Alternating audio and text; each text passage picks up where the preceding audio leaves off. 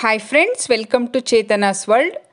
ನಾವಿವತ್ತು ಬೆಳಗಿನ ತಿಂಡಿಗೆ ಉಪಯೋಗ ಆಗುವಂತಹ ಒಂದು ಬ್ರೇಕ್ಫಾಸ್ಟ್ ರೆಸಿಪಿನ ನೋಡೋಣ. ಅದ್ಯಾವುದಂದರೆ ನುಗ್ಗೆ ಸೊಪ್ಪಿನ ಖಾರ ದೋಸೆ. ಟೇಸ್ಟ್ ಅಂತೂ ತುಂಬ ಚೆನ್ನಾಗಿರುತ್ತೆ, ಹೆಲ್ತಿಯಾಗೂ ಇರುತ್ತೆ ಮತ್ತು ಟೇಸ್ಟಿಯಾಗೂ ಇರುತ್ತೆ. ಇದಕ್ಕೆ ಬೇಕಾಗಿರೋ ಇಂಗ್ರೀಡಿಯೆಂಟ್ಸು, ನಾನು 1 ಪಾವಷ್ಟು ಅಂದರೆ 1 ಗ್ಲಾಸು ದೋಸೆ ರೈಸ್ ತೊಗೊಂಡಿದ್ದೀನಿ. ಅದನ್ನು ಈ ಥರ ಒಂದು ಬೌಲಲ್ಲಿ ಹಾಕ್ಕೊಂಡು ಒಂದು 2 ಸರಿ ವಾಶ್ ಮಾಡ್ಕೊಂಡಿದ್ದೀನಿ. ನೆಕ್ಸ್ಟು ಕುಡಿಯೋ ನೀರು ಹಾಕ್ಬಿಟ್ಟು ಒಂದು 5 ಗಂಟೆಗಳ ಕಾಲ ಅದನ್ನು ನೆನೆಸಬೇಕು, ದೋಸೆ ಅಕ್ಕಿನ. ನೆಕ್ಸ್ಟ್ ನಾನಿಲ್ಲಿ ಒಂದು 6 ಬ್ಯಾಡಗೆ ಮೆಣಸಿನ್ಕಾಯಿ ತೊಗೊಂಡಿದ್ದೀನಿ. ಇದು ಖಾರ ಇರಲ್ಲ, ಬರೀ ಕಲರ್ ಮಾತ್ರ ಬರುತ್ತೆ. ಮತ್ತು 1 ಮೀಡಿಯಮ್ ಸೈಜ್ ಈರುಳ್ಳಿ ತೊಗೊಂಡಿದ್ದೀನಿ. ಬೆಳ್ಳುಳ್ಳಿ ತೊಗೊಂಡಿದ್ದೀನಿ, ಒಂದು 6 ಎಸಳಿದೆ. ಮತ್ತು ಧನಿಯಾ ತೊಗೊಂಡಿದ್ದೀನಿ, ಕೊತ್ತಂಬರಿ ಬೀಜ 1 ಟೇಬಲ್ ಸ್ಪೂನ್ ತೊಗೊಂಡಿದ್ದೀನಿ. ಮತ್ತು ಜೀರಿಗೆ ಕೂಡ ತೊಗೊಂಡಿದ್ದೀನಿ, 1 ಟೀ ಸ್ಪೂನ್ ಉಪಯೋಗಿಸಿದ್ದೀನಿ ಇಲ್ಲಿ. ಮತ್ತು 1 ಟೇಬಲ್ ಸ್ಪೂನ್ ಉಪ್ಪು ತೊಗೊಂಡಿದ್ದೀನಿ. ಈ ಕ್ವಾಂಟಿಟಿಗೆ 1 ಪಾವ್ ಅಕ್ಕಿಗೆ ಇಷ್ಟು ಸಾಕಾಗುತ್ತೆ. ನೀವು ಜಾಸ್ತಿ ಮಾಡೋದಾದರೆ 2 ಪಾವ್ ಎಲ್ಲ ಮಾಡೋದಾದರೆ ಡಬಲ್ ಯೂಸ್ ಮಾಡಿ ಅದನ್ನು. ಮತ್ತು 1 ಬೌಲಷ್ಟು ತೆಂಗಿನ ತುರಿ ತೊಗೊಂಡಿದ್ದೀನಿ, ಹಸಿ ತೆಂಗಿನ ತುರಿ. ಈಗ 5 ಗಂಟೆಗಳ ಕಾಲ ನೆಂದಿರೋ ಅಕ್ಕಿನ ನಾವು ನೀರಿಂದ ಸಪ್ರೇಟ್ ಮಾಡ್ಕೊತಾ ಇದ್ದೀವಿ. ಆ ನೀರನ್ನ ಎಸಿಬೇಡಿ, ಆ ನೀರು ಬೇಕಾಗುತ್ತೆ, ಅದು ಗ್ರೈಂಡ್ ಮಾಡೋದಕ್ಕೆ ಅದೇ ನೀರನ್ನೇ ಉಪಯೋಗಿಸೋಣ ನಾವು. ಮಿಕ್ಸಿ ಜಾರ್ಗೆ ಫಸ್ಟು ಮೆಣಸಿನ್ಕಾಯಿ ಹಾಕ್ಕೊಳ್ಳೋಣ. ನೆಕ್ಸ್ಟು ಧನಿಯಾ ಏನು ಇಟ್ಕೊಂಡಿದ್ವಲ್ಲ, ಕೊತ್ತಂಬರಿ ಬೀಜ ಅದು ಹಾಕ್ಕೊಳ್ಳೋಣ. ಜೀರಿಗೆ ಹಾಕ್ಕೊಳ್ಳೋಣ. ನೆಕ್ಸ್ಟ್ ಉಪ್ಪು ಹಾಕ್ಕೊಂಡು ಫಸ್ಟ್ ಇದನ್ನು ಗ್ರೈಂಡ್ ಮಾಡ್ಕೊಳ್ಳೋಣ. ಅಕ್ಕಿ ಜೊತೆನೇ ಹಾಕಿದ್ರೆ ಇದು ಕ್ಲೀನಾಗಿ ಗ್ರೈಂಡ್ ಆಗಲ್ಲ. ನೋಡಿ, ಆನಿಯನ್ನು ಮತ್ತು ಬೆಳ್ಳುಳ್ಳಿ ಕೂಡ ಹಾಕ್ಕೊತಾ ಇದ್ದೀನಿ. ನೋಡಿ, ಈ ಥರ ಗ್ರೈಂಡ್ ಮಾಡಿಕೊಂಡ್ರೆ ಸಾಕಾಗತ್ತೆ. ಈ ಥರ ತರಿ ತರಿಯಾಗಿ ಮಾಡಿಕೊಂಡ್ರೆ ಸಾಕು. ನೆಕ್ಸ್ಟ್ ಇವಾಗ ನಾವು ಅಕ್ಕಿ ಹಾಕಿದ್ರೆ ಚೆನ್ನಾಗಿ ಗ್ರೈಂಡ್ ಆಗುತ್ತೆ. ನೆನೆಸಿರೋ ಅಕ್ಕಿ ಹಾಕ್ಕೊಳ್ಳೋಣ.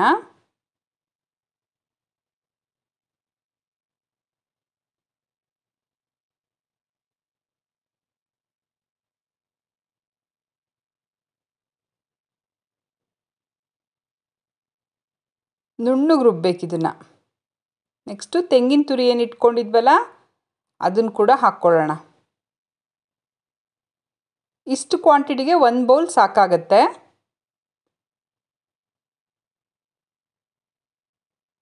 ಸ್ವಲ್ಪ ನೀರು ಹಾಕ್ಕೊಳ್ಳೋಣ. ಎಷ್ಟು ಬೇಕೋ ಅಷ್ಟು ನೋಡ್ಕೊಂಡು ನೀರು ಹಾಕಬೇಕು. ತುಂಬ ನೀರು ಹಾಕಿ ತುಂಬ ನೀರು ಮಾಡ್ಕೋಬಾರ್ದು ಈ ಬ್ಯಾಟರ್ನ. ನೋಡಿ, ಇವಾಗ ಗ್ರೈಂಡ್ ಆಗಿದೆ ಇದು. ನೋಡಿ, ಈ ಥರ ನುಣ್ಣಗಾಗಿರಬೇಕು. ಇದು ಫರ್ಮೆಂಟ್ ಆಗೋ ಅವಶ್ಯಕತೆ ಇಲ್ಲ, ತಕ್ಷಣವೇ ಈ ದೋಸೆನ ಹಾಕ್ಬೋದು ನಾವು. ನೀವು ರಾತ್ರಿ ಬರೀ ಅಕ್ಕಿ ನೆನೆಸಿದ್ರೆ ಸಾಕು. ಈ ಎಲ್ಲ ಇಂಗ್ರೀಡಿಯೆಂಟ್ಸ್ ಸೇರಿಸಿ ಬೆಳಗ್ಗೆ ಗ್ರೈಂಡ್ ಮಾಡಿಬಿಟ್ಟು ಬ್ರೇಕ್ಫಾಸ್ಟ್ಗೆ ರೆಡಿ ಮಾಡಿಬಿಡ್ಬೋದು. ನೋಡಿ, ಇದು ಕರೆಕ್ಟ್ ಇದೆ. ಸ್ವಲ್ಪ ನೀರು ಹಾಕೋಣ. ಕನ್ಸಿಸ್ಟೆನ್ಸಿ ಇದೇ ಥರ ಇರಬೇಕು. ಸ್ವಲ್ಪ ನೀರು ಹಾಕ್ಕೊಳ್ಳೋಣ. ಆ ಜಾರ್ಗೆ ಸ್ವಲ್ಪ ನೀರು ಹಾಕಿ ಆ ನೀರನ್ನ ಆ್ಯಡ್ ಮಾಡಿದ್ರೆ ಕರೆಕ್ಟಾಗಿದೆ. ಈಗ 1 ಬೌಲಷ್ಟು ನಾನು ನುಗ್ಗೆ ಸೊಪ್ಪು ತೊಗೊಂಡಿದ್ದೀನಿ, ಫ್ರೆಶ್ ನುಗ್ಗೆ ಸೊಪ್ಪು. ನಿಮ್ಗೆ ಅಕಸ್ಮಾತ್ ನುಗ್ಗೆ ಸೊಪ್ಪು ಸಿಗಲಿಲ್ಲ ಅಂದರೆ ಮೆಂತ್ಯ ಸೊಪ್ಪು ಕೂಡ ಬಳಸಬಹುದು ನೀವಿಲ್ಲಿ. ನುಗ್ಗೆ ಸೊಪ್ಪು ಬೆನಿಫಿಟ್ಸ್ ನಿಮಗೆಲ್ಲ ಗೊತ್ತಿದೆ. Calcium rich, vitamin C rich, ಮತ್ತು ಅನಿಮಿಕ್ ಇರೋರ್ಗಂತೂ ತುಂಬ ಒಳ್ಳೆಯದು. ಈ ನುಗ್ಗೆ ಸೊಪ್ಪನ್ನ ಈ ಬ್ಯಾಟರ್ಗೆ ಆ್ಯಡ್ ಮಾಡ್ಕೊಳ್ಳೋಣ. ಮತ್ತು ಪೊಟ್ಯಾಷಿಯಮ್ ರಿಚ್ ಇರೋದ್ರಿಂದ ಇದು ಬ್ಲಡ್ ಪ್ರೆಷರ್ ಇರೋರು ಕೂಡ ತುಂಬ ಚೆನ್ನಾಗಿ ಬ್ಯಾಲೆನ್ಸ್ ಮಾಡುತ್ತೆ ಇದು.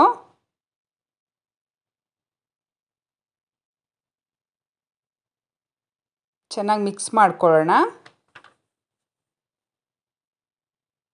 ನೋಡಿ, ಈ ಬ್ಯಾಟರು ರೆಡಿ ಆಯಿತು. ತುಂಬ ಟೈಮ್ ಏನು ತೊಗೊಳ್ಳಲ್ಲ, ಬೇಗ ಬೇಗ ಆಗೋಗುತ್ತೆ ಇದು. ನೋಡಿ ಈ ಕನ್ಸಿಸ್ಟೆನ್ಸಿ ಇರಬೇಕು, ಕರೆಕ್ಟಾಗಿದೆ ಇದು. ನಾನಿಲ್ಲಿ ತವ ಇಟ್ಕೊಂಡಿದ್ದೀನಿ.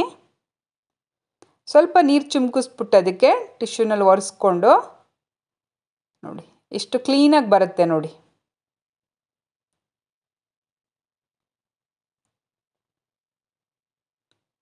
ಇದು ತವಾಗೆ ಸ್ಟಿಕ್ ಕೂಡ ಆಗಲ್ಲ, ಇದು ಕಚ್ಕೊಳ್ಳಲ್ಲ, ಇದು ಈಸಿಯಾಗಿ ಬರುತ್ತೆ. ಆಯಿಲ್ ಹಾಕ್ತಾ ಇದ್ದೀನಿ.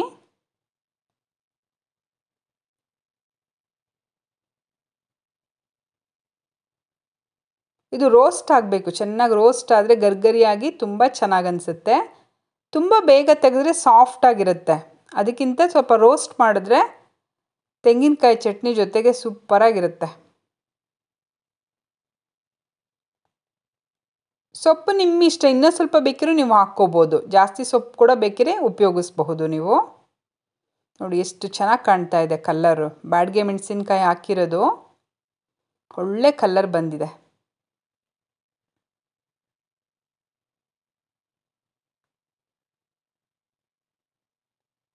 ಇನ್ನೊಂದು ಕಡೆನೂ ಬೇಯಿಸ್ಕೋಬೇಕಿದು. ಇನ್ನೊಂದು ಕಡೆ ತಿರುಗಿಸ್ಬಿಟ್ಟು ಫ್ಲಿಪ್ ಮಾಡಿ ನೋಡಿ ಎಷ್ಟು ಚೆನ್ನಾಗಿ ಬಂದಿದೆ. ಈ ಥರ ಕಲರ್ ಬರಬೇಕು ಬ್ಯಾಕ್ ಸೈಡ್ ಕೂಡ.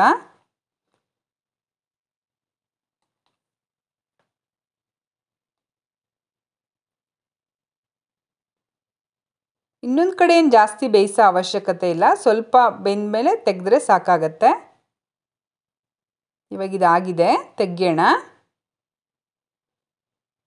ನೋಡಿ ಬಿಸಿ ಬಿಸಿಯಾದ ನುಗ್ಗೆ ಸೊಪ್ಪಿನ ದೋಸೆ ರೆಡಿ ಆಯಿತು. ಇದು ಕಾಯಿ ಚಟ್ನಿ ಜೊತೆಗೆ ಬೆಸ್ಟ್ ಕಾಂಬಿನೇಷನ್.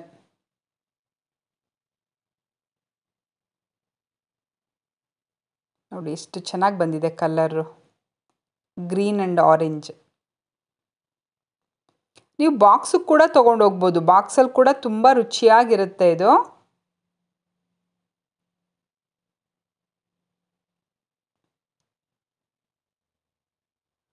ಎಲ್ಲದಕ್ಕೂ ಆದಷ್ಟು ಈ ನುಗ್ಗೆ ಸೊಪ್ಪು ಉಪಯೋಗಿಸೋದು ತುಂಬ ಒಳ್ಳೆಯದು. ಯಾಕಂದರೆ ನಮಗೆ ಅದು ಈಸಿಯಾಗಿ ನಮಗೆ ಸಿಗುತ್ತೆ ಎಲ್ಲ ಕಡೆ. ನಾನಿಲ್ಲಿ ಕಾಯಿ ಚಟ್ನಿ ಜೊತೆ ಸರ್ವ್ ಮಾಡ್ತಾ ಇದ್ದೀನಿ. ನಾನಿಲ್ಲಿ ಹೇಳಿರೋ ಕ್ವಾಂಟಿಟಿ ಸುಮಾರು 4 ಜನಗೆ ಸರ್ವ್ ಮಾಡಬಹುದು. ಒಂದು ಪಾವ್ ಯೂಸ್ ಮಾಡಿದ್ರೆ 4 ಜನಕ್ಕೆ ಸರ್ವ್ ಮಾಡಬಹುದು.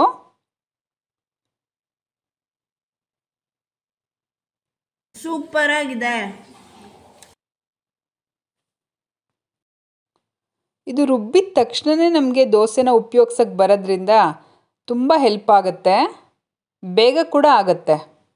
ನುಗ್ಗೆ ಸೊಪ್ಪು ನಿಮಗೆ ಸಿಗಲಿಲ್ಲ ಅಂದರೆ ಮೆಂತ್ಯ ಸೊಪ್ಪು ಕೂಡ ಉಪಯೋಗಿಸಬಹುದು. ಈ ರೆಸಿಪಿ ಇಷ್ಟ ಆಗಿದ್ದಲ್ಲಿ ನನ್ನ ಚೇತನಾಸ್ ವರ್ಲ್ಡ್ ಚಾನಲ್ನ ಲೈಕ್ ಮಾಡಿ, ಶೇರ್ ಮಾಡಿ, ಸಬ್ಸ್ಕ್ರೈಬ್ ಮಾಡಿ. Thank you.